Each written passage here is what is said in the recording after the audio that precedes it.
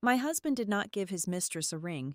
He handed her the key to the townhouse I secretly chose for our marriage, right during our 10th anniversary gala before Boston's elite. I did not cry or make a scene. I just smiled, placed my gift on the property file, and walked out. His greatest mistake was not the betrayal itself. It was using my financial records and digital footprint to build a home for another woman. My name is Harper Chapman. At 35 years old, I had spent a decade mastering the art of controlled variables. As the founder of Chapman Risk Advisory, my entire career was built on intellect, discipline, and the meticulous dissection of financial liabilities. I dealt in cold, hard data. My husband, Grant Whitmore, dealt in illusions. Tonight was supposed to be the convergence of our two worlds, a grand gala in Boston's Seaport District to celebrate our 10-year wedding anniversary. The ballroom was a masterpiece of corporate elegance and old money whispers. Floor-to-ceiling glass overlooked the dark, churning waters of the harbor, while inside, hundreds of floating candles cast a warm, deceptive glow over the city's elite. Investors, venture capitalists, high society friends, and both sides of our families filled the room. Waiters in pristine white jackets circled with trays of vintage champagne. It was an expensive tableau, meticulously curated to project an image of absolute invincibility. For 10 years, I had believed we were building an unbreakable partnership. I handled the foundation, ensuring our financial and professional bedrock was impenetrable, while Grant acted as the gleaming facade, securing flashy connections and delivering charismatic speeches that charmed investors out of millions. I stood near the ice sculpture, feeling the weight of the silver clutch in my hands. Inside it rested my anniversary gift for him, a custom-engraved fountain pen made of brushed platinum, intended to sign our next decade of shared triumphs. I watched Grant weave through the crowd. He was in his element, teeth flashing, clapping the shoulders of tech billionaires and real estate moguls. I felt a quiet, steady pride. 10 years. We had survived the grueling early days of our respective startups, the sleepless nights, the relentless pressure of Boston's cutthroat business ecosystem. We had arrived. When the gentle tapping of a silver spoon against a crystal flute echoed through the ballroom, a hush fell over the crowd.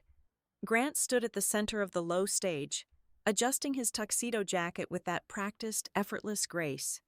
The spotlight caught his profile, highlighting the sharp jawline and the charming smile that had initially drawn me to him a decade ago. "Ladies and gentlemen, family, and esteemed colleagues," Grant began, his voice deep and resonant, expertly modulated to project both authority and warmth. 10 years, it is a milestone that demands reflection. A decade of growth, of navigating storms, of building something that transcends the ordinary.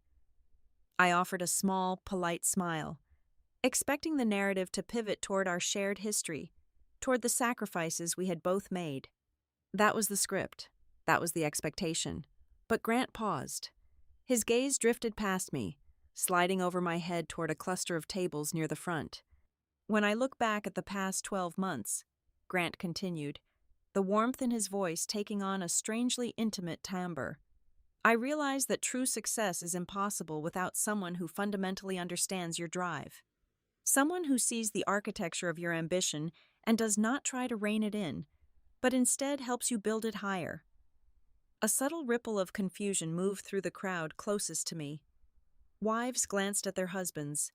A senior partner at a white shoe law firm tilted his head, his brow furrowing slightly. Grant's tone had shifted. It was no longer the sweeping, inclusive cadence of a husband giving an anniversary toast. It was a targeted, deeply personal declaration. Over the last year, my company faced unprecedented challenges and undertook massive expansions, Grant said, his eyes now locked onto a specific chair. And through it all, there was one person who anchored my vision, one person who understood me best, a person who believed in my ultimate potential when no one else dared to. He extended a hand toward the front row. "Paige, please come up here." The silence that descended upon the ballroom was not sudden. It was a slow, suffocating frost. I stood completely still. Paige Holloway, 29 years old, Grant's director of partnerships. She stood up from her seat, smoothing down the emerald silk of her designer gown. Her cheeks were flushed, her eyes wide with a perfectly rehearsed mixture of surprise and adoration.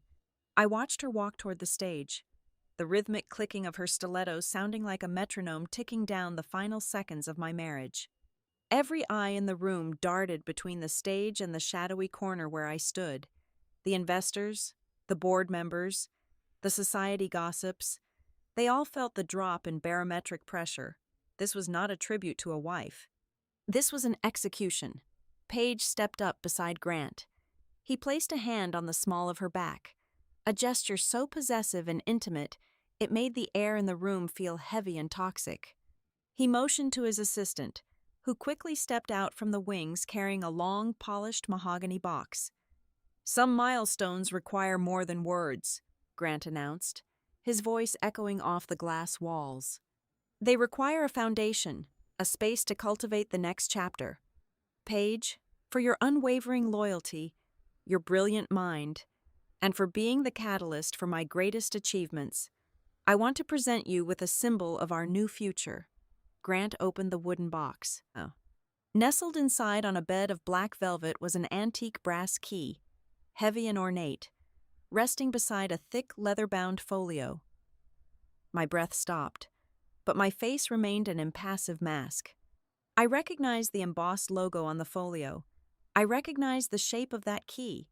It was the Beacon Hill townhouse, the historic, ivy-draped brownstone with the wrought iron balconies and the hidden courtyard. The exact property I had secretly toured 3 weeks ago, quietly negotiating with the broker to secure it as the ultimate anniversary surprise for my husband. It was not a coincidence. It was a deliberate, calculated theft of my intention. Before the entire assembly of Boston's financial and social elite, Grant lifted the folio, the keys to the Beacon Hill property, a new headquarters for our joint ventures, and a home for the incredible vision we are going to build together. The silence was absolute. No one breathed. The sheer audacity of the public humiliation paralyzed the room. Then, a sharp, rhythmic sound shattered the quiet. Clapping, I looked toward the front row. Elaine Whitmore, Grant's mother, sat perfectly straight in her beaded silver dress. She was clapping. A smug, deeply satisfied smile stretched across her powdered face. She nodded encouragingly at Paige. Elaine had known.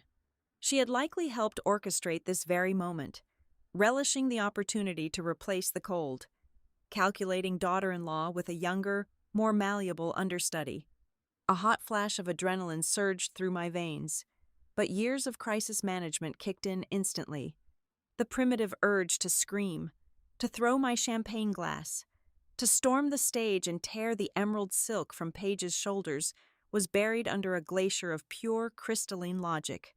If I reacted with hysteria, I would become the crazy, spurned wife.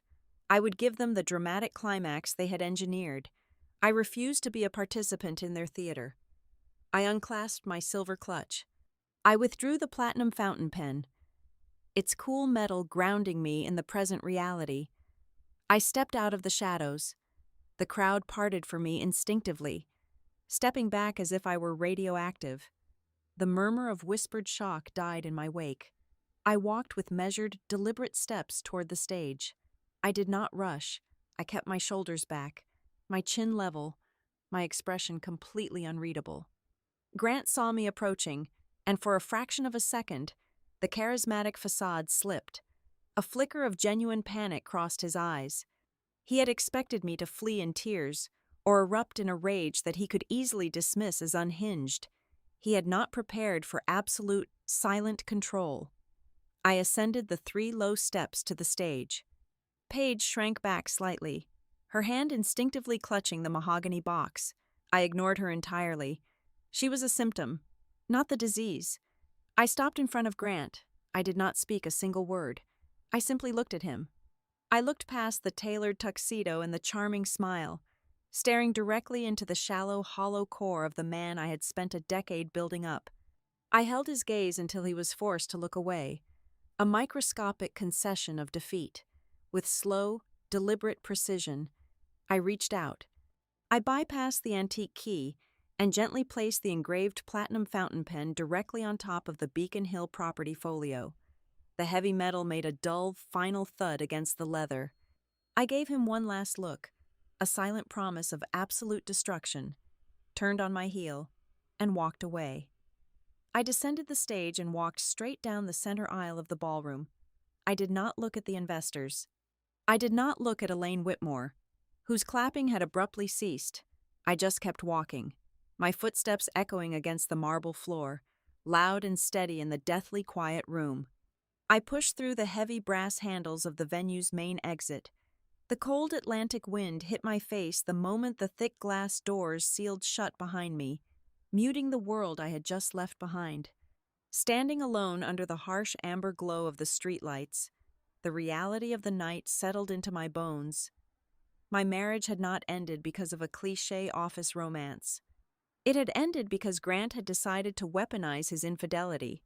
He had turned his betrayal into a public exhibition designed to crush my dignity, elevate his ego, and establish his dominance before the very people I did business with. But as the valet pulled my car up to the curb, a different, far more dangerous thought crystallized in my mind. The Beacon Hill townhouse was expensive, millions of dollars expensive. Grant's personal liquidity did not match that purchase price without triggering alerts I would have seen. His greatest mistake was not the betrayal itself. It was using my financial records, my professional credibility, and my digital footprint to build a home for another woman, and I was going to tear it all down to the studs. The leather seat of the town car was freezing against my bare shoulders.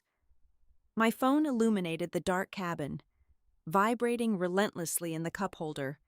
The caller ID flashed the same name 5 times in a row, Elaine Whitmore. When I did not answer, the voicemails began to populate, one after another. I connected the device to the car's Bluetooth system, tapping the screen to play the audio, not out of masochism, but out of forensic curiosity. Elaine's voice filled the quiet space, dripping with aristocratic condescension. "Harper, you are behaving like a petulant child. Grant is attempting to secure a massive partnership, and you are throwing a tantrum over a piece of real estate. You have exactly 15 minutes to tell your driver to turn around, walk back into that ballroom, and apologize to him and Paige for your utterly classless display.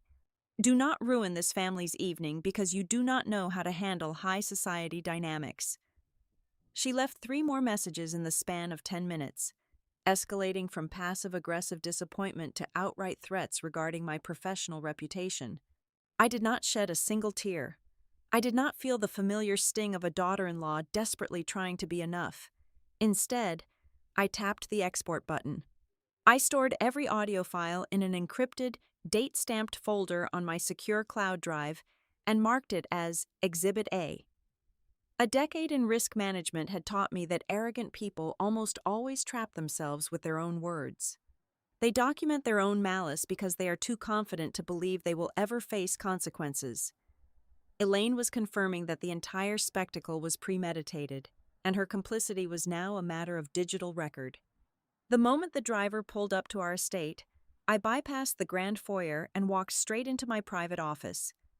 I did not bother to take off my gown or unpin my hair. The heavy silk pooled around the wheels of my leather chair as I woke up my multi-monitor workstation. The adrenaline was a cold, sharp current humming beneath my skin. I opened my encrypted browser and accessed our shared domestic server, bypassing the primary inbox and digging straight into the archived and filtered folders.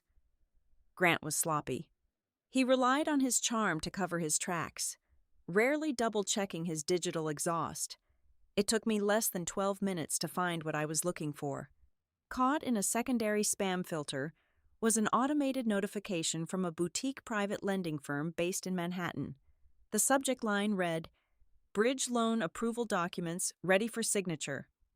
I downloaded the attached packet. It was 140 pages long.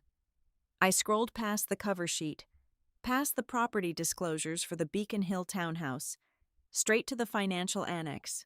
What I saw made the air in my lungs turn to ice. It was not just Grant's name on the application. Attached to the underwriting file were my personal financial statements, my tax returns from the last 3 years, the profit and loss statements from Chapman Risk Advisory, summaries of my diversified stock portfolios and municipal bonds. Grant had submitted a joint borrower application, utilizing my flawless credit score and substantial liquid assets to secure the loan. He was leveraging my hard-earned wealth to buy a multi-million-dollar love nest for his mistress, acting as though I had silently backed the transaction. He had essentially stolen my financial identity. I picked up my phone and dialed my private wealth manager.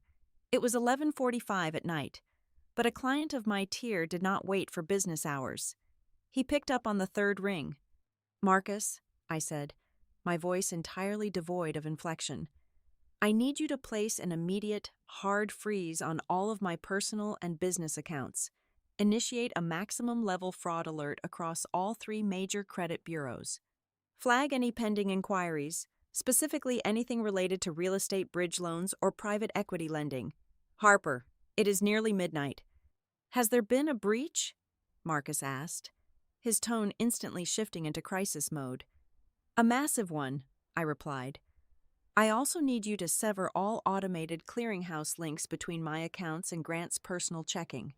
As of this exact second, he does not have authorization to move a single cent of my capital."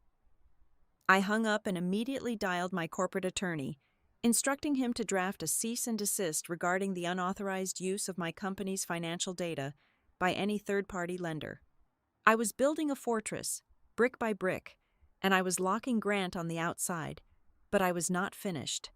I opened the corporate expense portal for my firm. For years, Grant had carried a secondary corporate card for emergency travel and client entertainment when we co-hosted events. With 3 keystrokes, I revoked his access. I canceled the physical card, disabled the virtual numbers, and wiped the credentials from his digital wallet. Next, I went through every single shared financial platform, investment dashboards, mortgage portals, utility accounts. I stripped his phone number from the 2-factor authentication settings, replacing it with a localized authenticator app securely stored on my encrypted device. Finally, I quarantined every shared cloud folder that had even a remote connection to my company's proprietary data. I severed his digital limbs one by one. With the bleeding stopped, I needed to understand the scope of the infection. I pulled up the statements for our joint operational account, searching for the initial capital layout for the townhouse. To secure a property of that magnitude, a massive earnest money deposit was required, usually 10% to 20% of the purchase price, but there were no massive withdrawals. Grant's personal checking showed no significant dips. The money had not come from him directly. I ran a script to scrape and categorize all outgoing wires from his business holding accounts over the past 6 months. Buried beneath legitimate vendor payments and payroll distributions, I spotted a recurring anomaly. A series of wire transfers, each hovering just under the $50,000 mark, had been sent to an entity called North Anchor Consulting. It was a vague, meaningless corporate name, the kind used to camouflage black book expenditures. I cross-referenced the dates of those wires with the escrow receipt attached to the bridge loan packet. The timeline aligned perfectly. The earnest money had not been paid by Grant Whitmore, the husband. It had been routed through an obscure consulting payment, effectively laundering corporate funds to buy residential real estate. A terrifying clarity washed over me. This was not a simple affair. This was financial sabotage. To confirm my theory, I accessed the administrative dashboard of our home's enterprise-grade firewall and router system. If Grant was moving money and forging loan applications, he was doing it when I was not watching. I pulled the security logs for the past 90 days, filtering for devices registered to him. The data populated instantly. There were dozens of encrypted sessions logged between 1 o'clock and 4 o'clock in the morning. I opened his shared calendar on my second monitor and aligned the dates. The midnight network access perfectly matched the nights Grant claimed he was out late hosting dinners for Tokyo investors, or stranded at the office running emergency strategy sessions. He had not been out at all. He had been sitting in his study, 20 feet down the hall from where I slept, siphoning my data and building a shadow life on our network. I sat back in my chair, the glow of the monitors casting long shadows across the dark office. The digital blood splatter was everywhere. Any other wife might have printed the logs, driven back to the gala, and thrown the papers in his face. Any other woman might have demanded an explanation, screaming until her voice gave out. But that was not my protocol. Arguing with a narcissist is a waste of oxygen. Confronting a confident liar only teaches him how to hide his tracks better the next time.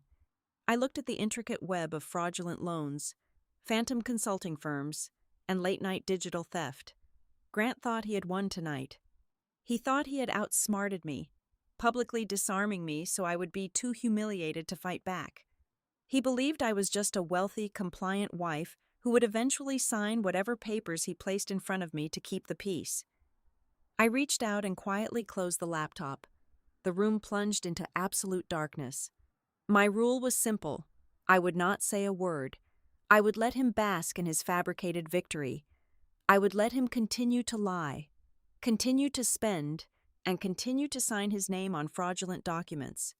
I would give him all the rope he needed, allowing him to weave every single red thread until it formed a complete, inescapable map of his own destruction. The hunt had officially begun. The silence of my home office at 3 o'clock in the morning was absolute. The soft blue light from my 3 massive monitors washed over the mahogany desk, illuminating the digital autopsy I was performing on my husband's life. I had the name of the shell company, North Anchor Consulting. It sounded robust, dependable, exactly the kind of corporate entity that blended seamlessly into a quarterly expense report.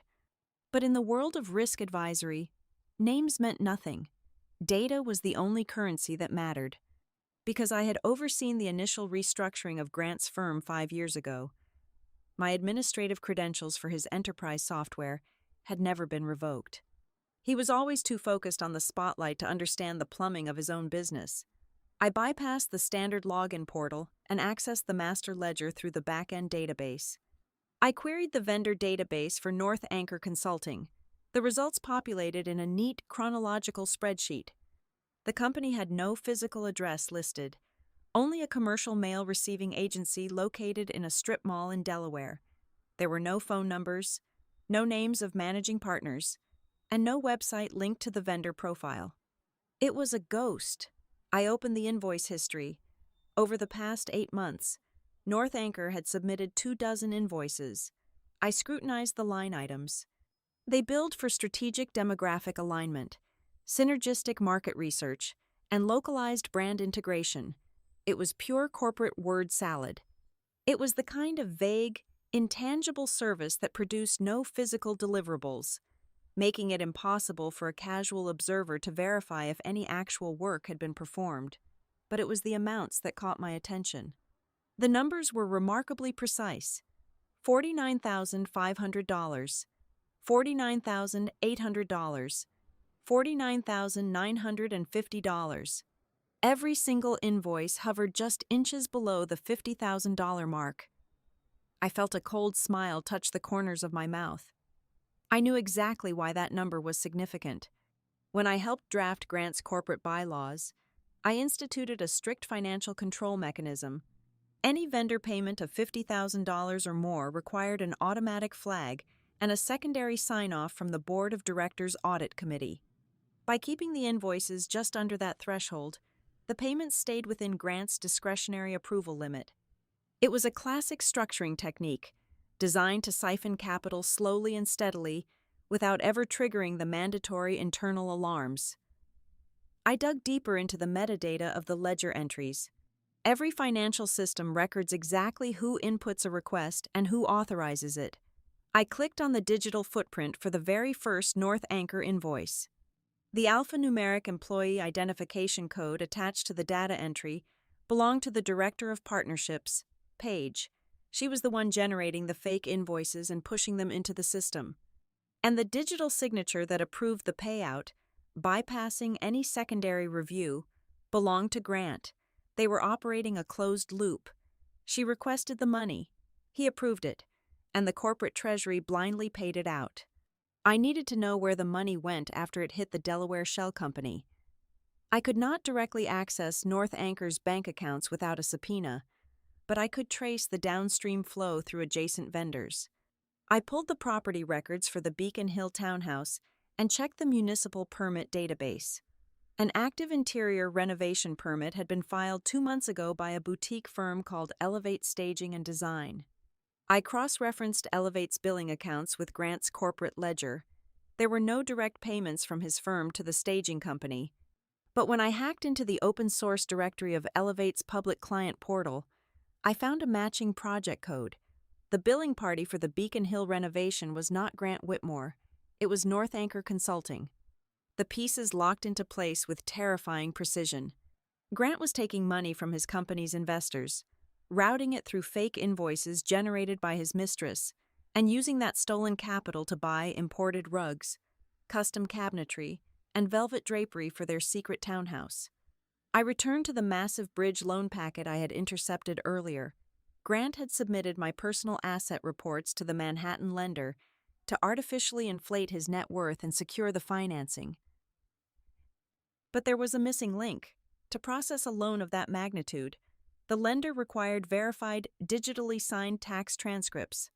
I downloaded the original PDF file of the loan application and opened the advanced document properties. The visible text can be manipulated, but the hidden metadata embedded in the file's code is an immutable fingerprint. The author tag had been scrubbed, but the device identifier remained intact. It was a unique alphanumeric string representing the specific machine used to compile and sign the document.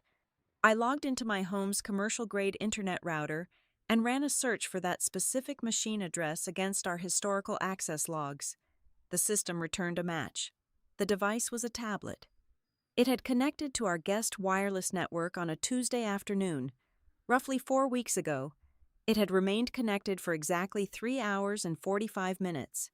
I leaned back in my chair, the leather creaking softly in the quiet room. Grant was in Chicago that Tuesday. I was downtown at my office. The house had been empty, or so I thought. Grant had given her the security gate code. Paige had been inside my house. She had sat in my living room, perhaps drank from my glassware, connected to my network, and meticulously compiled my private financial life to fund her own future. She had stolen my digital identity from the comfort of my own sofa.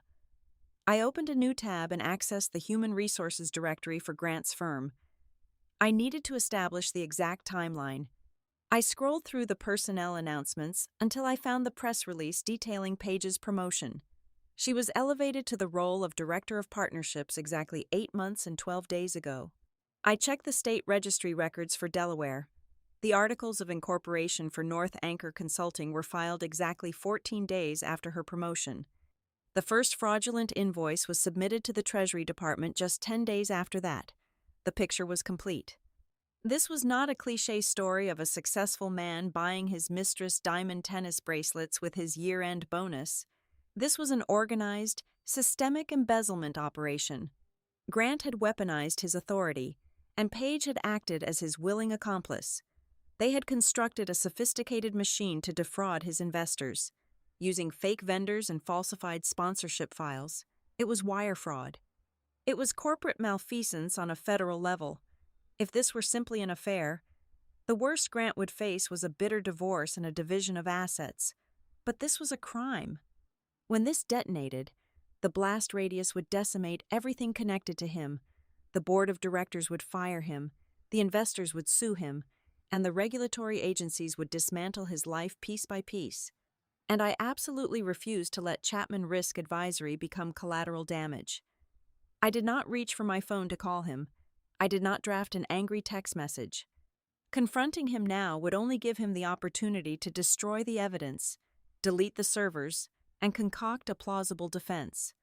Instead, I opened a heavily encrypted, off-the-grid communication channel that connected directly to the general counsel of my own firm. I began to type, my fingers flying across the mechanical keyboard with cold, ruthless efficiency. The subject line read, "Highly confidential, anticipated legal exposure regarding Whitmore Holdings. Immediate action required." I drafted a comprehensive legal memorandum. I instructed my counsel to immediately sever any remaining advisory contracts we held with Grant's firm. I ordered the creation of a strict legal firewall, completely isolating our corporate assets, our intellectual property, and our client lists from any entity associated with my husband. I directed my team to prepare a preemptive audit of our own books, ensuring that not a single cent of Chapman money had accidentally commingled with the North Anchor fraud. I hit send. The message encrypted and vanished into the digital void. I had secured my perimeter. I had protected my life's work. I looked at the folder on my desktop, now overflowing with system logs, metadata reports, and fraudulent invoices. The townhouse was not a gift. It was a crime scene, and I was the only one holding the evidence. The espresso machine hummed a low, steady baritone, the only sound in the cavernous white marble kitchen. It was exactly 8:15 in the morning. I sat at the center island, dressed in a tailored charcoal blazer and matching trousers, sipping black coffee. My posture was perfect. My pulse was a flat, resting 60 beats per minute. The heavy oak front door slammed shut, sending a faint vibration through the floorboards. Heavy. Hurried footsteps echoed across the herringbone hardwood, growing louder until Grant rounded the corner. His tuxedo from the previous night was gone, replaced by a bespoke cashmere sweater and designer denim, but his face carried the frantic, tight expression of a man who had just hit a brick wall at full speed. His jaw was clenched so tightly a vein throbbed near his temple. "Turn them back on," Grant demanded, not as a greeting, but as a command. He threw his leather wallet onto the marble island. It slid across the smooth surface and hit my coffee saucer with a sharp clatter. "Turn the cards back on right now. Harper." I took a slow sip of my coffee, letting the silence stretch. I did not look at the wallet. I just had to leave Paige sitting at a table at Contessa in the Back Bay, because my corporate platinum card was declined for a $200 breakfast, he snapped, his voice rising in pitch, entirely shedding his polished gala persona. "Do you have any idea how humiliating that is?" The waiter looked at me like I was a tourist. I had to call my assistant to wire funds directly to the restaurant manager. "You need to stop acting crazy and fix this immediately." He was pacing now, running a hand through his perfectly styled hair. He was waiting for me to yell. He was waiting for the emotional explosion he thought he had earned the night before. "I have a massive public relations crisis to manage this morning because you decided to stage a dramatic walkout instead of playing your part," Grant continued, adopting the smooth, persuasive cadence he used to negotiate with hostile board members. "You are blowing the entire presentation out of proportion. The key handover was brand storytelling. It was a visual metaphor for our investors. The Beacon Hill property is not a personal home. Harper, it is a hospitality asset. It is a staging ground for executive retreats and high-level client acquisitions. It has absolutely zero personal significance." I placed my coffee cup down. The ceramic clicked against the saucer. The quiet sound seemed to freeze him in place. I did not offer a rebuttal. I did not tell him how insulting his brand storytelling excuse was. I simply reached into the leather portfolio resting beside my elbow and withdrew a stack of meticulously organized papers. I slid the first document across the island. It was the printed bridge loan application. Opened directly to the page where my personal tax identification number and liquid asset summary were listed as the primary guarantor. Grant looked down. The color began to drain from his face, leaving a sickly, ashen undertone beneath his expensive tan. I slid the second document forward. It was a printed spreadsheet, highlighting the network access timestamps, cross-referenced with his alleged business trips, proving the precise moments my digital security was breached from within our own walls. Finally, I placed the third piece of paper on top. It was the vendor reconciliation sheet, drawing a bold, undeniable line between his treasury payouts to the Phantom consulting firm and the interior design invoices for the hospitality asset he had just lied about. Grant stared at the papers. For exactly 4 seconds, the silver-tongued visionary was completely paralyzed. His mind was frantically trying to calculate how a woman who had walked out of a ballroom empty-handed at 10 o'clock at night had entirely deconstructed his shadow life by 8 o'clock the next morning. But a narcissist never surrenders. They simply change their angle of attack. Grant straightened his posture, puffing his chest out to reclaim his physical dominance in the room. He let out a condescending scoff, shaking his head as if he were dealing with a confused intern. "You are looking at standard operating procedures and reading a conspiracy into them," Grant said, his voice dropping into a patronizing register. "You run a boutique risk firm, Harper. You do not understand how large-scale real estate development and Tier 1 venture financing actually work.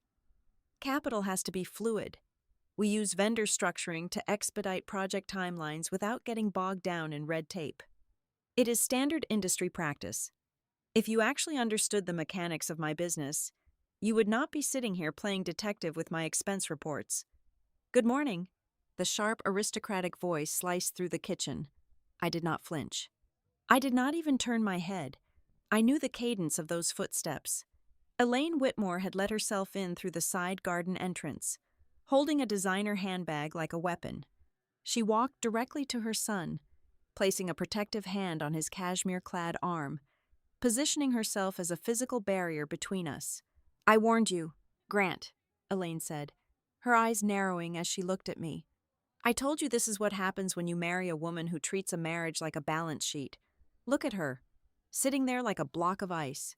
No tears, no heartbreak. Just calculating her next move." Elaine took a step closer to the island, her chin tilted up in absolute defiance. "You brought this entirely on yourself. Harper, you are too cold. You are too rigid.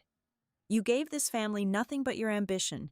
You pushed an incredibly driven, passionate man into the arms of a woman who actually knows how to admire him.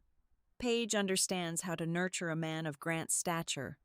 You only know how to audit him, and now, instead of reflecting on your own failures as a wife, you are throwing a tantrum and freezing his accounts like a spiteful child." I let her speak. I let her fill the room with her venom. Every single word Elaine uttered was a gift. She was proving, beyond a shadow of a doubt, that the Whitmore family was not horrified by the betrayal. They were not ashamed of the public humiliation they had inflicted upon me. They were only shocked and offended that I had not immediately dropped to my knees and accepted my designated role as the collateral damage in Grant's grand narrative. Grant, bolstered by his mother's aggressive defense, leaned over the marble island. The charming mask was entirely gone, replaced by a cold, venomous sneer. "Listen to me very carefully," Grant warned, his voice a low, dangerous whisper. "You are going to unlock my accounts, and you are going to destroy whatever paranoid files you think you have compiled. If you dare to make a scene out of this, if you even think about going to my board or my investors, I will crush you. I will spin a narrative so fast your head will spin. I will tell the entire financial district that the pressure of running your little agency has caused a severe mental breakdown.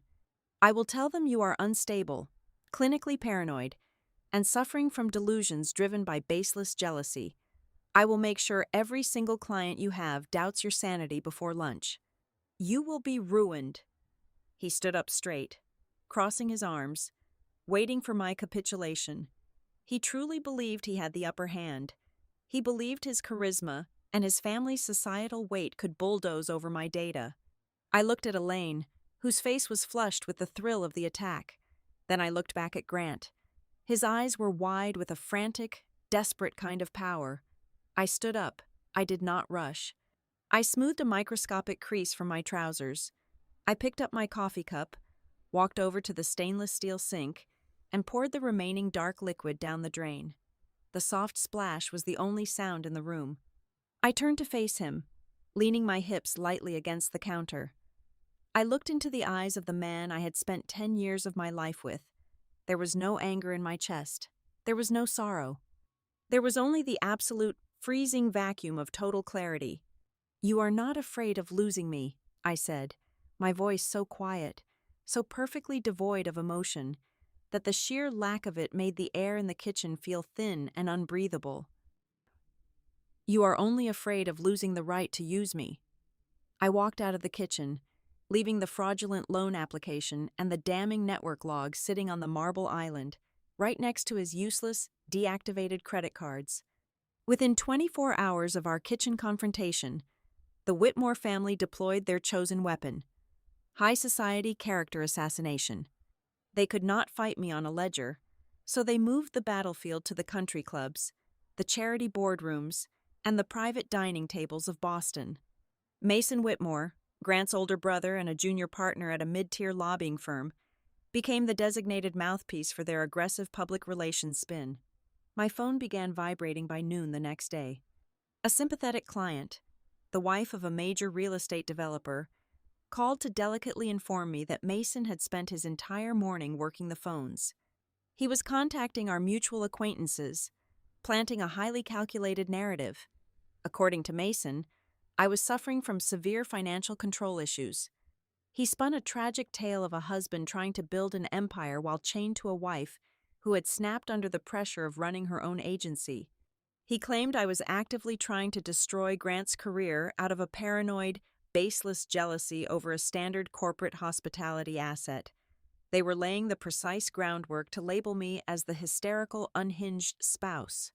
It was a classic, deeply misogynistic playbook, designed to discredit my sanity before I could present my data. While Mason handled the old guard of the financial district, Paige managed the digital front. A former sorority sister of hers, who happened to work in my firm's compliance department, quietly forwarded me a screenshot of Paige's latest social media update.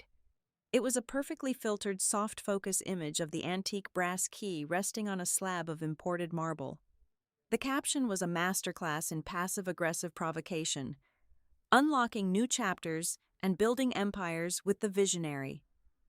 It was a soft, pastel-colored slap in the face, completely intentional and designed to bait me into a public, emotional reaction that would validate Mason's rumors.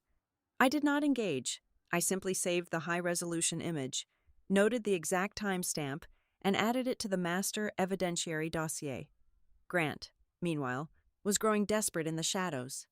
His charm offensive had failed, and the reality of his frozen liquidity was beginning to set in. That afternoon, my localized authenticator application lit up with 3 consecutive critical security warnings. Someone was attempting a brute force breach into the secure cloud storage network of Chapman Risk Advisory. I pulled up the live monitoring dashboard from my desk. The incoming Internet Protocol address traced directly back to a luxury boutique hotel downtown, exactly where Grant had booked a suite after fleeing the house. He was aggressively trying to bypass the 2-factor authentication to retrieve legacy files he had seen me working on months prior. He needed leverage, or perhaps he needed clean templates to cover whatever sloppy paperwork he had filed with his Delaware shell company. He failed to realize that his login attempts did not just lock him out, they generated a pristine, time-stamped audit trail of unauthorized corporate espionage. The digital net was tightening, but I needed absolute confirmation on the mechanics of his forgery. At exactly 2 o'clock in the afternoon, my direct line rang. It was the senior forensic investigator from the Manhattan Private Lending Institution. I had legally compelled their fraud division to examine the origination files of the bridge loan. The investigator sounded incredibly tense, the tone of a man realizing his firm had underwritten a massive liability. He confirmed that the electronic signature stamped across the joint borrower agreement was not a fresh cryptographic hash. It was a pixel-for-pixel duplicate, illegally lifted and pasted from a comprehensive life insurance packet I had routed through our home network exactly 1 year ago. Grant had literally cropped my signature from a document meant to protect his life in the event of a tragedy, and pasted it onto a document designed to ruin mine. 10 minutes after I disconnected with the bank, a second, much quieter call came through. The caller identification was blocked, but I recognized the nervous, rapid cadence immediately. It was one of the associate brokers on the Beacon Hill transaction. He was terrified of being implicated in a federal wire fraud investigation and was desperately looking for a lifeboat. Speaking in a hushed whisper, the broker confessed that the entire purchasing process had been highly irregular. Grant had relentlessly pushed for an expedited closing window of under 14 days. When the brokerage's compliance officer had requested the standard, legally required proof of funds to verify the origin of the massive earnest money deposit, Grant had turned completely hostile. He had threatened to pull the entire deal and ruin the firm's reputation in the city if they did not push the paperwork through immediately. The broker was handing me the timeline of Grant's panic on a silver platter. I had enough raw data to bury my husband, but raw data requires a scalpel to be lethal, not a sledgehammer. I left my office and drove in silence to the financial district to retain Nora Bell. Nora was a legendary white-collar litigation attorney. She was a woman who practically lived in tailored black suits and possessed a terrifying reputation for letting arrogant executives talk themselves directly into a federal indictment. She did not yell. She did not posture. She just listened, waited, and struck when the target had exhausted all their lies. I sat across from her heavy mahogany desk and slid the encrypted solid-state drive across the polished wood. I systematically laid out the architecture of the shell company, the structured invoices, the forged loan application, and the network access logs. Nora plugged the drive into her secure terminal and spent 20 minutes reading the files in absolute, unbroken silence. When she finally looked up, her expression was completely neutral, though a dangerous intelligence gleamed in her eyes. "You have him dead to rights," Nora said, her voice a low, gravelly hum. "If we send this dossier to his board of directors right now, he is terminated by the end of the business day. The lender will pull the financing, and the authorities will freeze his assets." "But," I asked, knowing she saw the flaw in a rapid execution.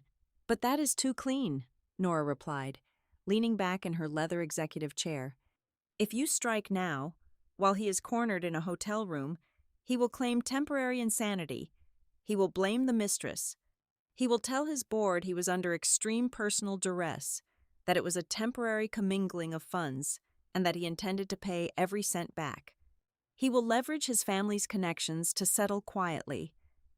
She steepled her fingers, her gaze locking onto mine. "We do absolutely nothing today. Do not send the memo. Do not file the injunction. Let his brother keep making those pathetic phone calls. Let the girl keep posting her little pictures. We let them proceed.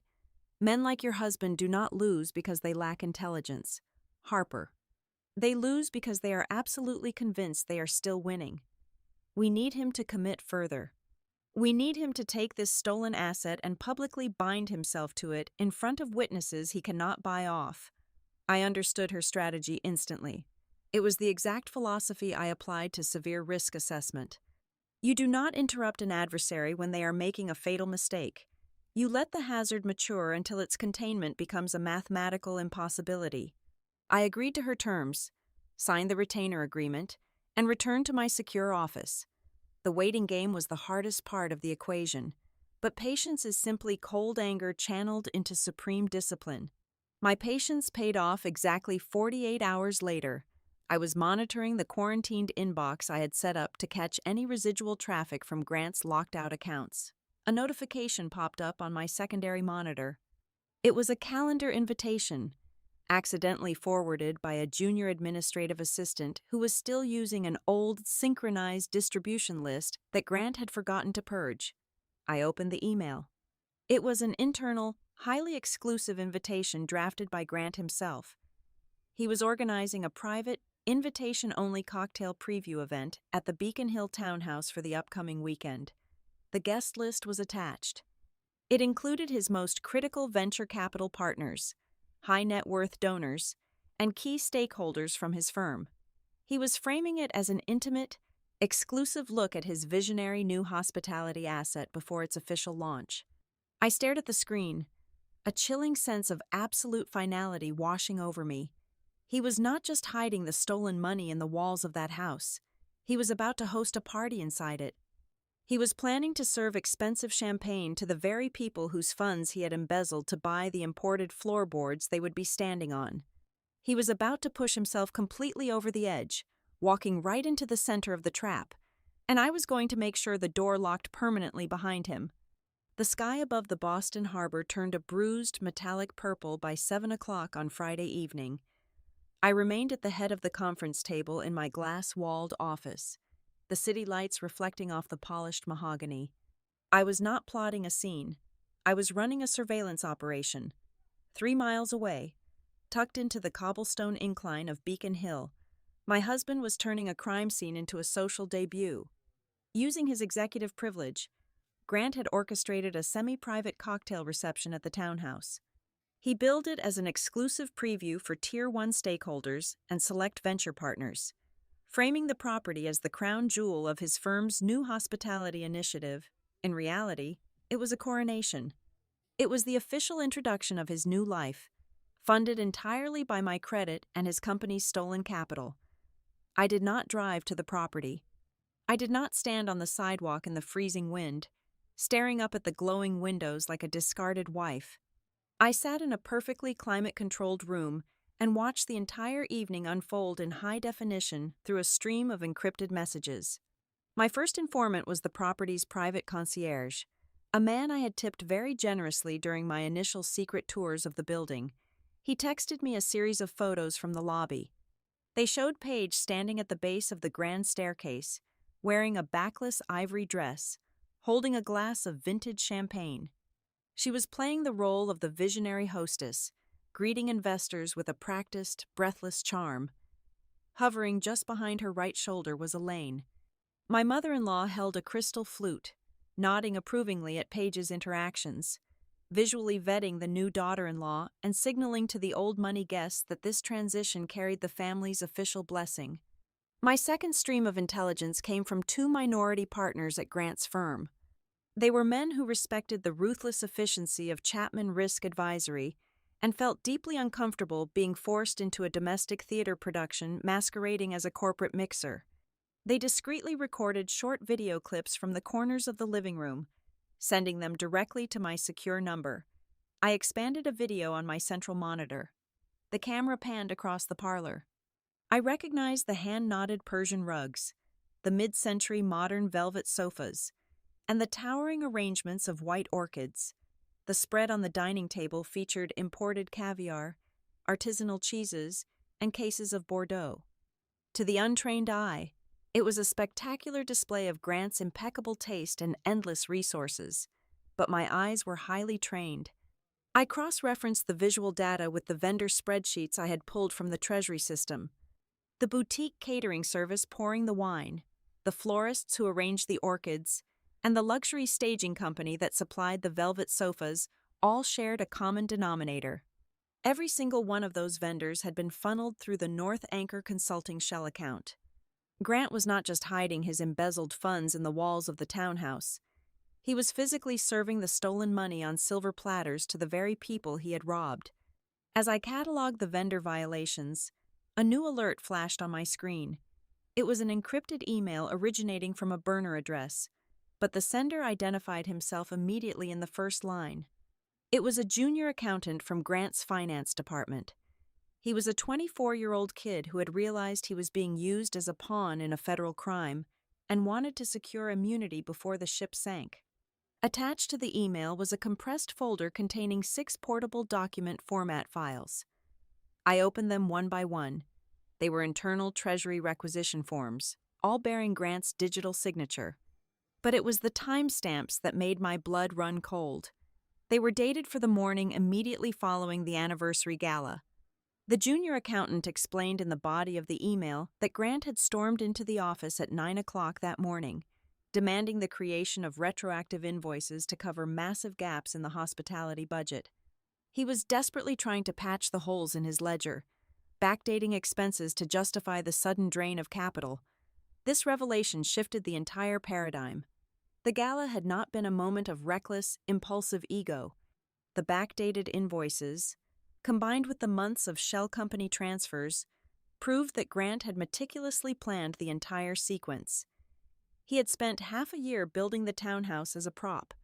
He had orchestrated the public key handover to maximize my humiliation, intending to blindside me so completely that I would be too broken to look at the math.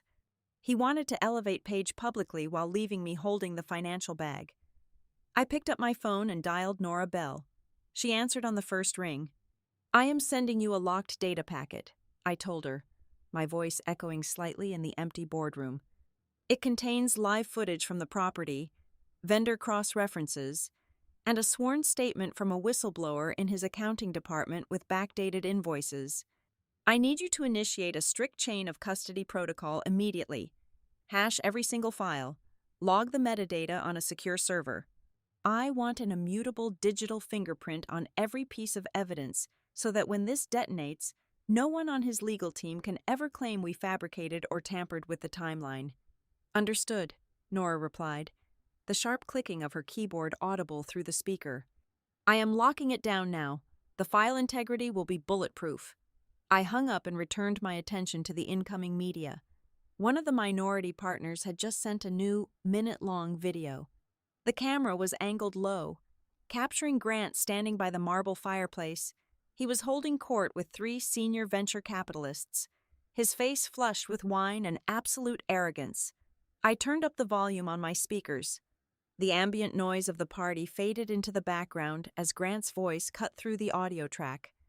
It is a minor adjustment period, Grant was saying, waving his hand dismissively as one of the investors quietly asked about the sudden public shift. Harper is a pragmatist. She is emotional right now. Sure. But she understands leverage. I have the papers drawn up. She will have to sign them by the end of the week.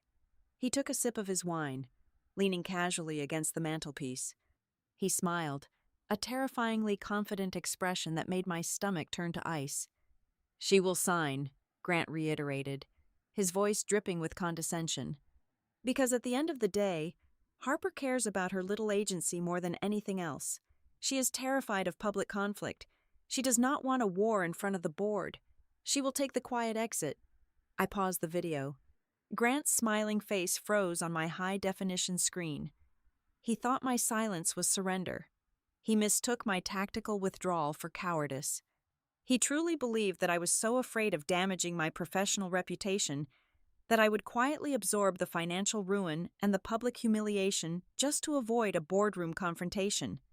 He was using the very people in that room, his board, his investors, his partners, as a shield, assuming I would never dare to breach the perimeter of his professional sanctuary. I closed the laptop with a definitive snap. Grant was right about one thing.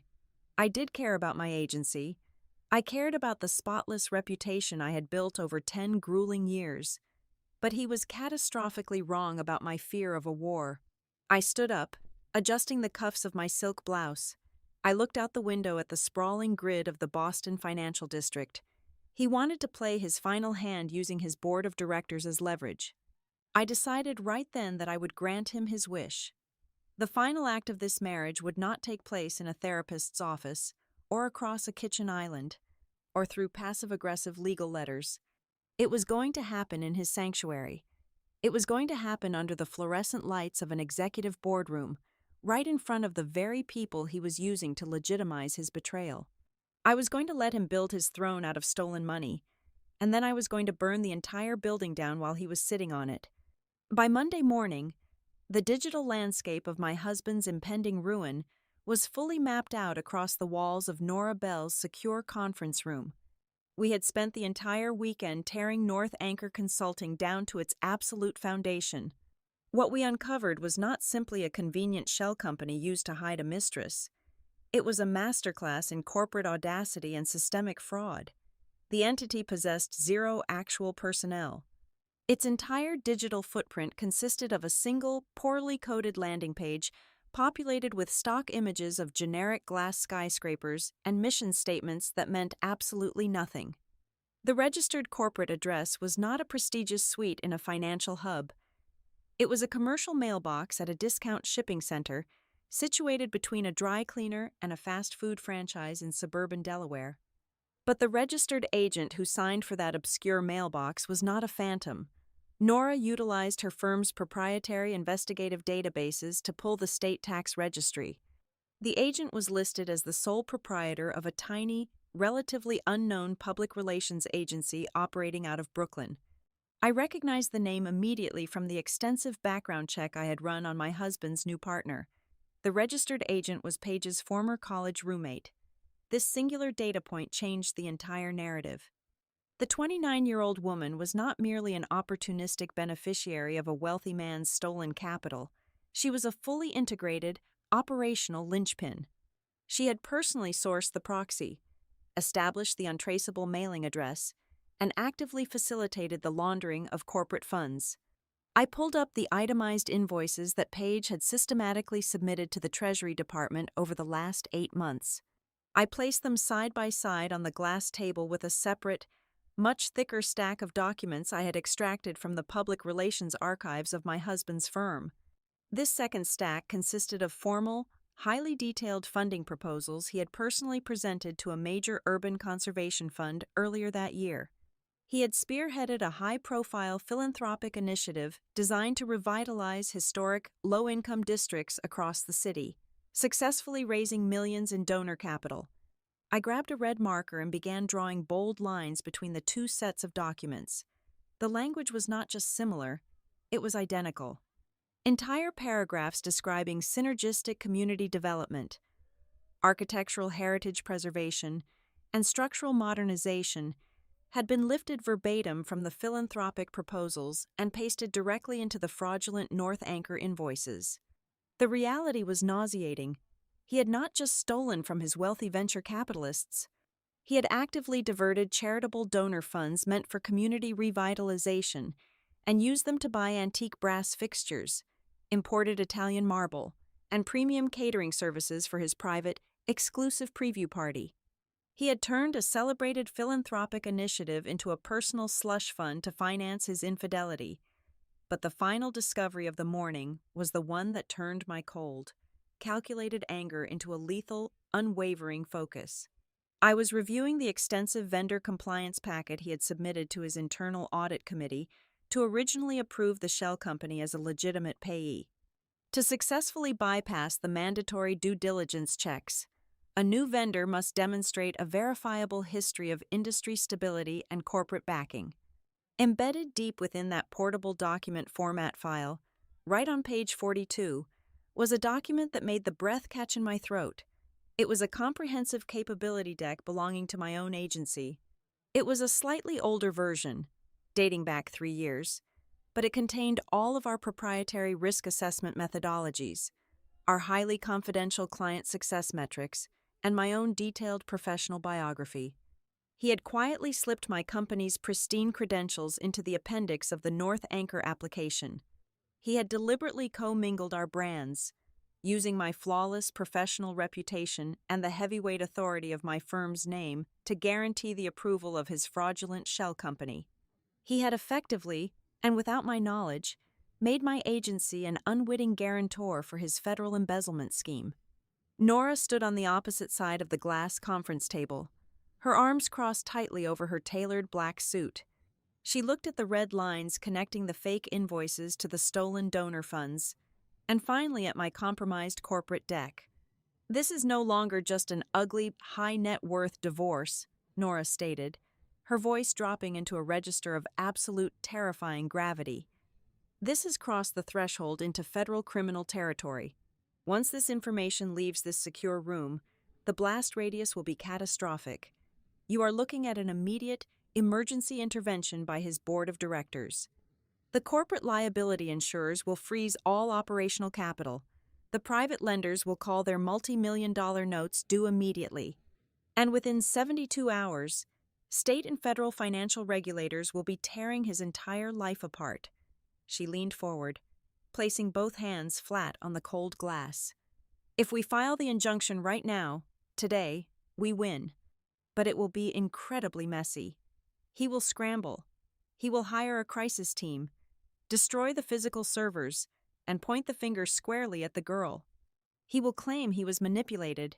"No," I replied, my voice perfectly steady, my eyes locked onto the logo of my company that he had dared to exploit. "We do not file today. If we release the data right now, he will claim ignorance.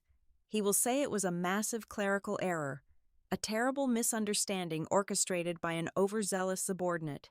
I want him to own every single syllable of it. I want him to look his board in the eye and legally bind himself to this lie before we drop the floor out from under him." I pulled my heavily encrypted cellular phone from the pocket of my blazer. To successfully spring a trap of this magnitude, the prey must fundamentally believe they are the ones setting the parameters.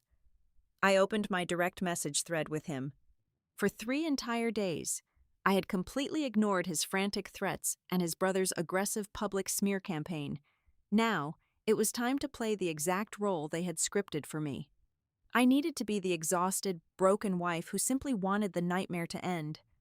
I began to type, carefully selecting every word to project defeat. I am exhausted. The rumors your brother is spreading are actively damaging my firm. I do not want a public war. I am willing to meet privately to discuss a quiet settlement. I will withdraw my security holds on the accounts and step away from the charity boards, provided we can handle this discreetly and you immediately terminate the public character assassination. I stared at the glowing text on the screen. It was the perfect concession. It offered him absolutely everything his monstrous ego demanded. Total victory, my silent, humiliating retreat, and the uninterrupted continuation of his glorious new life. I pressed send. The response took exactly 4 minutes. A man like him could never resist an opportunity to gloat. But more importantly, his extreme arrogance completely blinded him to the basic laws of leverage. He did not want a quiet settlement in a neutral location. He wanted a total, crushing submission. He wanted to strip away my remaining armor and force me to surrender on his territory, surrounded by his power. His reply materialized on my screen, brief and dictatorial. A private meeting is no longer on the table. You made this public when you threw your tantrum and walked out of the gala.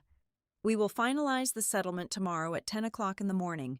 You will come to the executive boardroom at my firm. I will have my team draft the separation agreements. Do not be late. I read the message twice, a slow, icy satisfaction spreading through my chest. He had taken the bait flawlessly. By demanding the meeting take place in his corporate headquarters, he was ensuring that the final confrontation would occur precisely where his professional authority was absolute. He fully intended to surround himself with his loyal enablers, using the intimidating architecture of the boardroom to force my hand and make me sign away my rights from a position of profound weakness. Well, Nora asked, watching the subtle, dangerous shift in my expression. I turned the phone around, sliding it across the glass table so she could read the screen herself. He wants to do it tomorrow morning, I said, retrieving the device and slipping it back into my pocket. Right inside his executive boardroom, Nora read the message, her eyes scanning the text before she let out a low, dark chuckle that echoed in the quiet room. He is actively building his own gallows. Exactly, I replied, methodically gathering my files and sliding them into my structured leather portfolio. He desperately wants an audience to witness my final surrender. So, we are going to give him the absolute biggest audience he has ever had. The elevator ascended smoothly to the 52nd floor of the corporate tower, my ears popping softly as the cabin pressurized. The executive boardroom was situated at the very apex of the building, a sprawling expanse of imported slate, brushed steel, and floor-to-ceiling glass that offered a dizzying, panoramic view of the Boston Harbor. It was exactly the kind of architectural intimidation Grant favored. He loved to position himself with his back to the skyline, forcing whoever sat across from him to stare directly into the blinding glare of the morning sun, while subconsciously feeling the sheer drop of the altitude. It was a spatial negotiation tactic designed to make the opposing party feel small, ungrounded, and entirely at his mercy. I stepped through the heavy double doors at exactly 10 o'clock in the morning.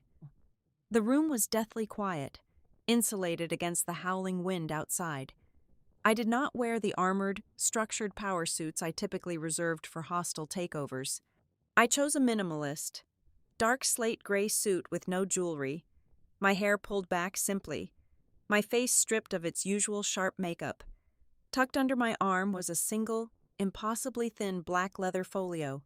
To the untrained eye, I looked exactly like a woman who had spent the last 3 days crying herself to sleep, drained of all fight, arriving only to sign her own surrender.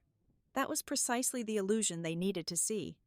Grant sat at the absolute center of the massive mahogany table, flanked by his chosen audience. He had not come alone to finalize what should have been a private marital separation. He had brought his brother Mason, his mother Elaine, and Paige. They were arranged around him like a royal court, forming a unified physical barrier of arrogance. He had assembled them under the guise of acting as witnesses to my voluntary concession, but the true purpose was glaringly obvious. This was designed to be a second public execution. He wanted his family to watch me break. I pulled out the chair directly opposite him and sat down, placing my thin folio gently on the polished wood. Paige shifted in her seat to my right. She was dressed in a pristine white cashmere dress, radiating the aggressive innocence of a woman who fully believed she had won the grand prize. Without saying a word, she reached into her designer handbag, withdrew the heavy antique brass key to the Beacon Hill property, and placed it directly on the center of the table. The metal made a sharp, deliberate clink against the mahogany. It was a territorial marker, a silent, mocking reminder that she possessed the physical symbol of my humiliation. Grant leaned forward, steepling his fingers. His charismatic smile was completely absent, replaced by the cold, authoritative mask of a chief executive terminating an underperforming employee. He slid a thick, stapled packet of legal documents across the expanse of the table. It stopped mere inches from my folded hands. "I am glad you finally saw reason. Harper," Grant began, his voice echoing loudly in the cavernous space, "this does not need to be a war. The agreement in front of you is incredibly generous, considering your erratic behavior over the past few days. But it requires your absolute and immediate compliance." I looked down at the cover page but did not reach out to touch the paper. "Outline the terms for me," I said, my voice barely above a whisper, perfectly calibrated to sound hollow. Grant nodded, taking my quiet tone as a definitive sign of submission. "First, an airtight, perpetual non-disclosure agreement. You will not discuss our marriage, my firm, or my partnerships with anyone. Second, you will sign a total waiver relinquishing any and all financial or legal claims to the Beacon Hill property. Third, you will step down from your positions on the 3 philanthropic boards we co-chair, effective immediately." He paused, letting the weight of the demands settle over the table. "And finally," Grant continued, his eyes locking onto mine with a cruel, satisfied gleam, "my public relations team has drafted a brief statement for you to release to the press by noon today. It is a formal apology to our investors and guests, attributing your departure at the gala to an unfortunate emotional outburst caused by the extreme stress of managing your boutique agency. You will take full responsibility for the disruption." It was a breathtakingly audacious document. He was not just asking for a divorce. He was demanding the complete and total annihilation of my professional dignity. He wanted me to legally declare myself hysterical to protect his fraudulent empire. Mason Whitmore leaned heavily on the table, entering the conversation to play the role of the aggressive enforcer. "You need to sign the paperwork right now." "Harper," Mason barked, his face flushed with the thrill of the ambush. "I have spent the last 48 hours doing damage control with the venture capital partners. If you do not sign this and walk away quietly, the narrative we have prepared goes nuclear. We will tell every single developer in the financial district that you are clinically unstable. We will say your jealousy drove you to sabotage a multi-million-dollar corporate initiative. By the time my lobbying firm is done planting the stories, your precious little risk advisory agency will lose every major client it has on the roster." Elaine Whitmore, sitting perfectly upright in her tailored tweed jacket, let out a soft, aristocratic sigh, as if she were profoundly bored by my presence. She adjusted a pearl earring and offered me a smile dripping with maternal venom. "It is truly for the best, Harper," Elaine purred, her tone laced with a sickening kind of pity. "You were never truly suited for the magnitude of the world Grant is building. You are too rigid, too analytical. You lack the warmth and the supportive grace that a man of his incredible ambition requires to thrive. Paige understands how to cultivate his greatness. You should just be grateful we are allowing you to leave with your private accounts intact." Take the graceful exit, dear. Do not embarrass yourself further. I sat in absolute silence. I did not defend my agency to Mason. I did not respond to Elaine's pathetic, outdated insults. I did not even look at the brass key resting in front of Paige. Instead, I looked at each of them, one by one. I cataloged Mason's sweaty desperation, Elaine's hollow elitism, Paige's manufactured innocence, and finally, Grant's blinding, catastrophic narcissism. I looked at them the exact same way I looked at data points on a risk assessment matrix. I was mentally marking the exact position of every single chess piece on the board, waiting for the final configuration to lock into place. They were so loud. They were so desperate to project power that they completely failed to realize they were sitting in a soundproof room, actively confessing to extortion. Grant tapped a silver pen against the top of the settlement agreement, growing impatient with my silence. We do not have all morning. Harper. I have a board meeting in 45 minutes to formally approve the new hospitality budgets. Pick up the pen and sign the document. I finally moved. I did not reach for his silver pen.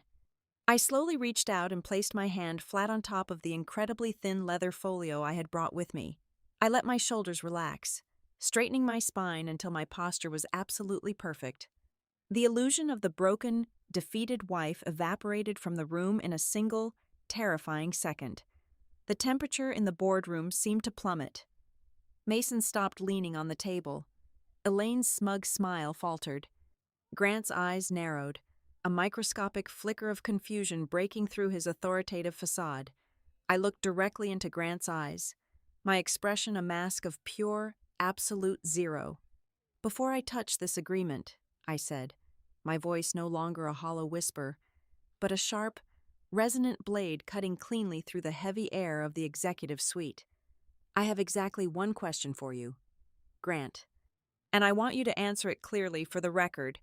I let the silence stretch for 3 agonizing seconds, ensuring that every single person in the room was hanging on my next breath.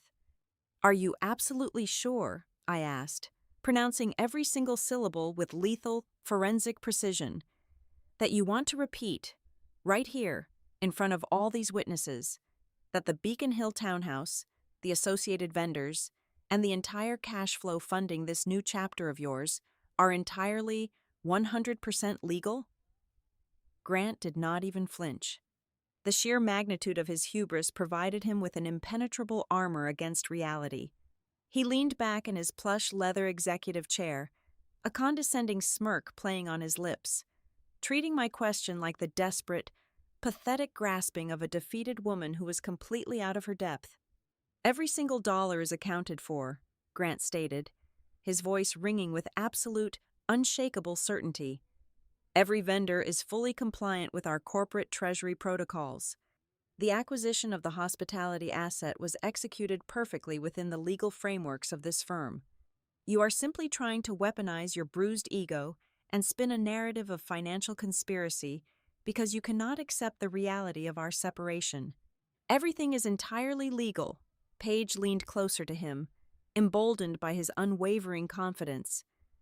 She adjusted the cuffs of her pristine white dress and offered me a look of practiced, patronizing sympathy.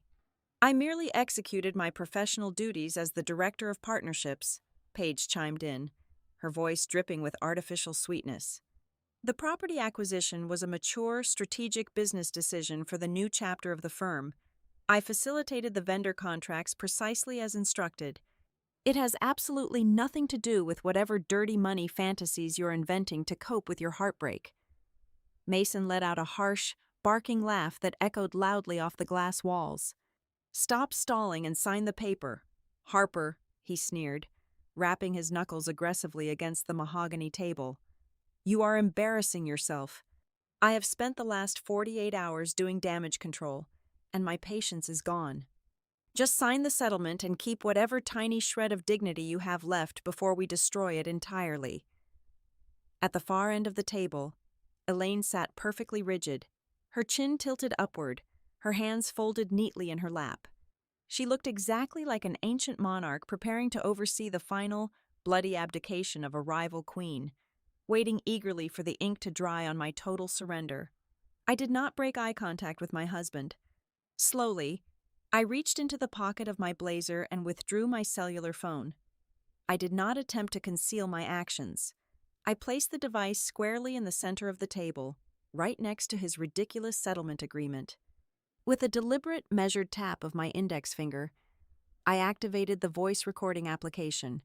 The screen illuminated the faces around me with a harsh, clinical glow, a small red circle pulsing steadily on the digital display. "Let us be absolutely precise, then," I said, my voice completely stripped of emotion, dropping into a tone of chilling forensic neutrality. "Since you are so confident in your legal frameworks, I invite you to confirm one specific detail for the record. State right now, in front of your mother, your brother, and your partner, that the electronic signature applied to the private bridge loan application used to secure the property was submitted with my full, explicit consent." The pulsing red light of the recorder should have been a massive, screaming warning sign to any rational human being. Any decent corporate lawyer would have thrown themselves across the table to silence the device.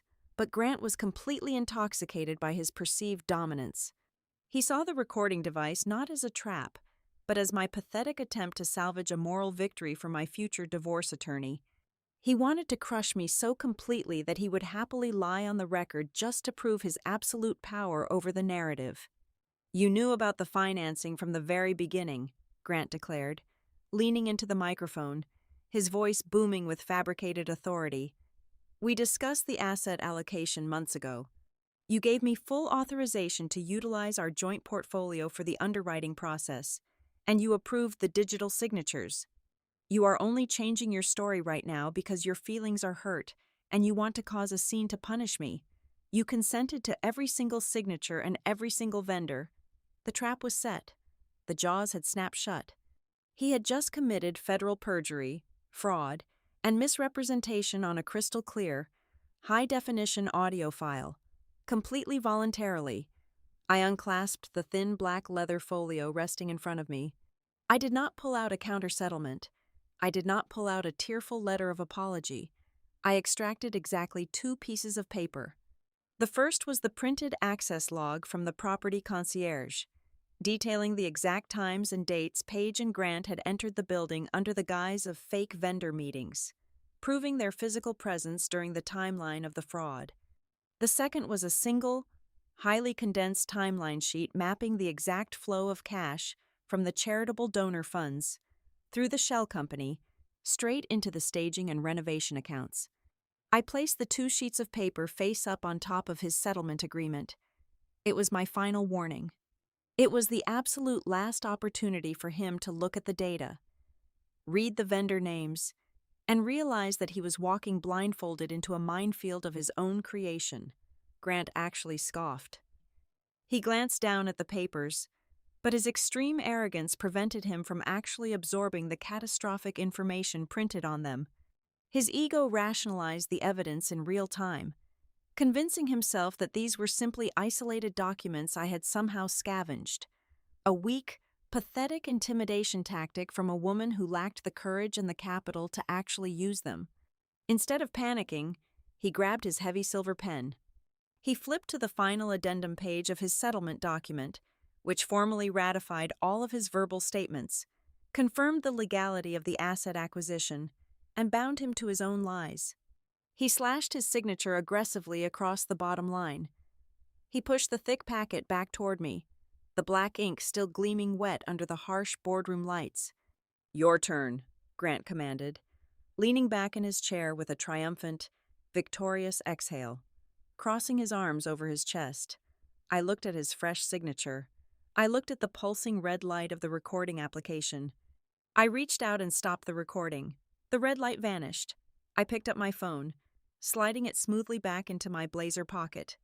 I gave him a very slight, almost imperceptible nod, as if I had finally extracted the exact concession I had come for all along. "Good," I said, my voice dropping to a terrifyingly quiet, razor-sharp whisper that seemed to suck all the remaining oxygen out of the massive room.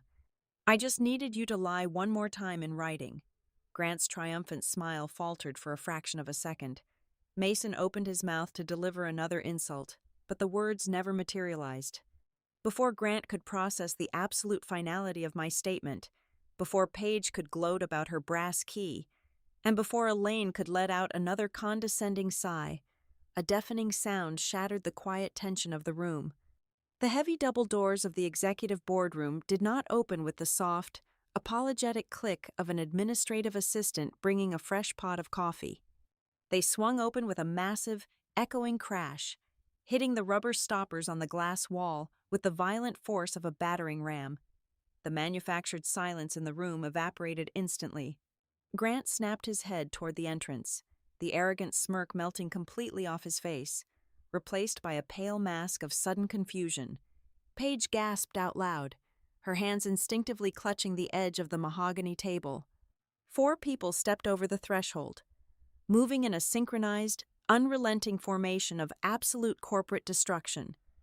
Leading the charge was Nora Bell. She wore her signature tailored black suit, carrying a massive, steel-reinforced litigation briefcase that looked heavy enough to crack the floorboards. Flanking her right side was Celeste Avery, the fiercely intimidating, gray-haired chairwoman of the board of directors for Grant's firm. Celeste's face was locked in an expression of unadulterated, lethal fury. To Nora's left stood the senior independent auditor from the city's most ruthless accounting firm, clutching a thick stack of forensic ledgers covered in red flags. And bringing up the rear, his face a rigid mask of legal liability, was the lead fraud investigator representing the massive insurance conglomerate that backed the urban conservation project. They did not pause. They did not wait for an invitation to enter the sanctuary. They marched straight toward the mahogany table, bringing the full, crushing weight of reality down upon the architect of my ruined marriage. Celeste Avery marched to the head of the mahogany table, completely ignoring the stunned expressions of my husband and his family. The chairwoman of the board did not sit down. She placed her hands flat on the polished wood and delivered the fatal blow. "This is no longer a personal settlement negotiation," Celeste announced, her voice slicing through the heavy air of the executive suite like a guillotine. "I am officially convening an emergency disciplinary session of the board of directors. We have been presented with preliminary, undeniable evidence of vendor fraud, gross misrepresentation to private lenders, and the catastrophic misuse of philanthropic donor funds." Grant's face lost every drop of its color. He opened his mouth to deploy his usual charismatic defense, but Nora Bell did not give him the oxygen.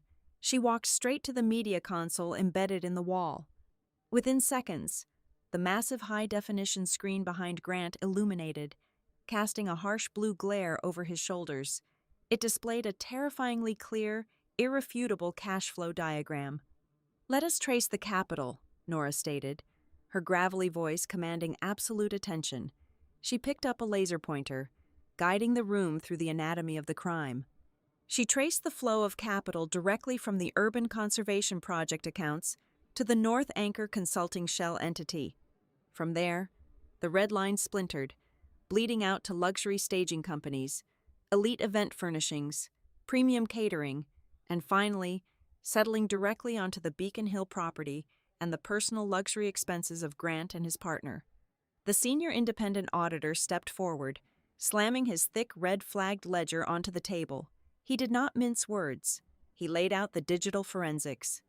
He detailed exactly how the fraudulent invoices were generated, explicitly citing the Internet protocol address of my home network.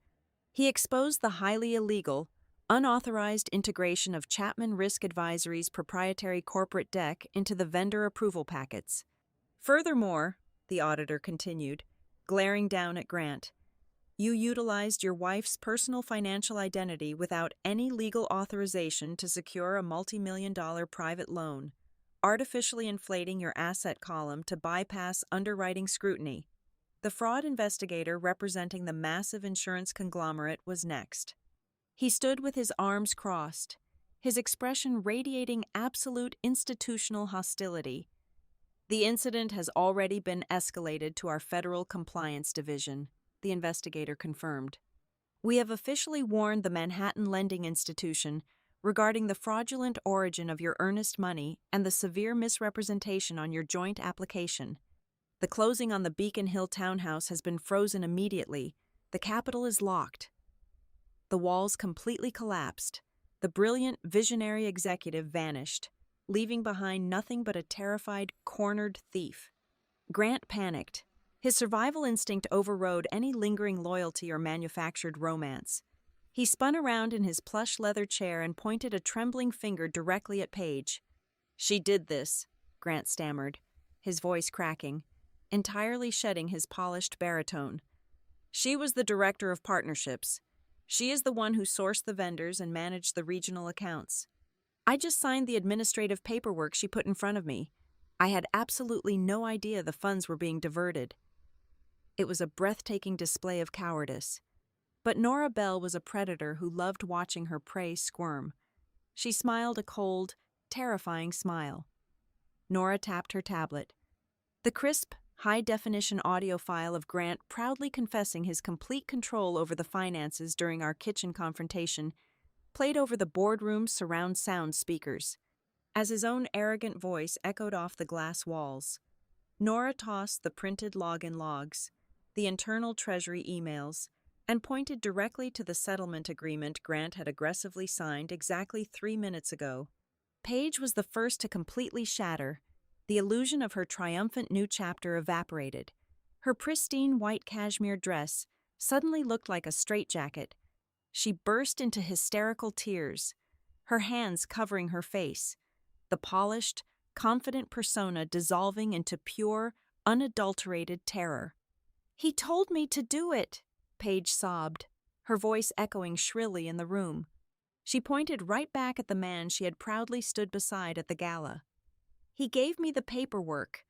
He told me to input the invoices and told me not to ask too many questions if I wanted to step into the life he promised me." Mason Whitmore physically backed away from the table.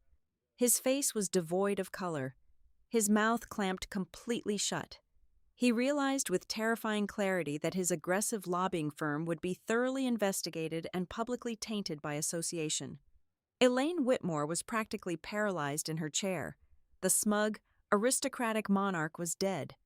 She stared blankly ahead, completely silenced as she watched the undeniable, catastrophic destruction of the Whitmore legacy in Boston high society. Celeste Avery delivered the final sentence. "Grant, you are suspended from this firm, effective immediately," Celeste declared, her tone leaving absolutely no room for negotiation. "Place your corporate badge on the table.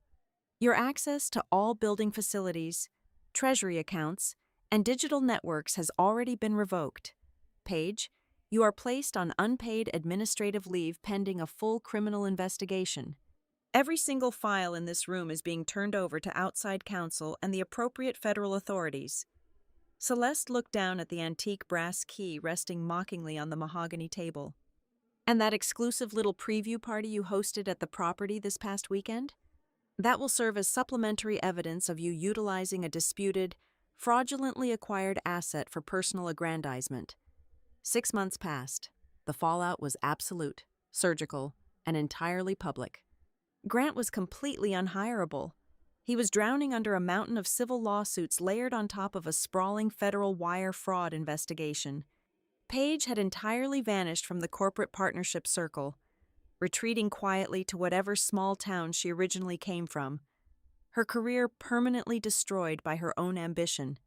Elaine Whitmore was forced to quietly sell her prized coastal vacation home just to retain a competent white-collar defense attorney to keep her golden boy out of federal prison. As for me, my divorce was finalized with brutal efficiency. I completely preserved my company, protecting my flawless professional reputation and maintaining absolute control over my financial independence. It was a crisp Tuesday afternoon when I stood alone on the sidewalk of a quiet, tree-lined street in a different historic district. I reached into my wool coat pocket and pulled out a brand new set of keys. I walked up the pristine stone steps and unlocked the heavy oak door of a breathtaking, multi-story townhouse. It was not the tainted property he had tried to turn into a weapon against me. This was a completely different home, one I had researched, negotiated, and purchased entirely on my own, registered legally and securely under Chapman House Limited Liability Company. I pushed the heavy door open and stepped into the quiet, sunlit foyer. The air was clean. The hardwood floors gleamed perfectly under the natural light. The silence was not heavy or oppressive. It was beautiful. As I closed the door behind me, locking the world outside, I finally understood the absolute truth. The most devastating revenge is not screaming at your enemies or destroying them so thoroughly that they beg for your forgiveness. The most beautiful, perfect revenge is simply forcing them to live out the rest of their ruined lives, knowing exactly what they lost, right at the exact moment they arrogantly believed they had nothing left to lose. Thank you so much for listening to my story today, and I would love to know where in the world you are listening from. So please leave a comment down below so we can connect and share our thoughts. If you enjoyed this, please subscribe to the Maya Revenge Stories channel, like this video, and support me further by hitting the hype button so this story can be heard by even more people.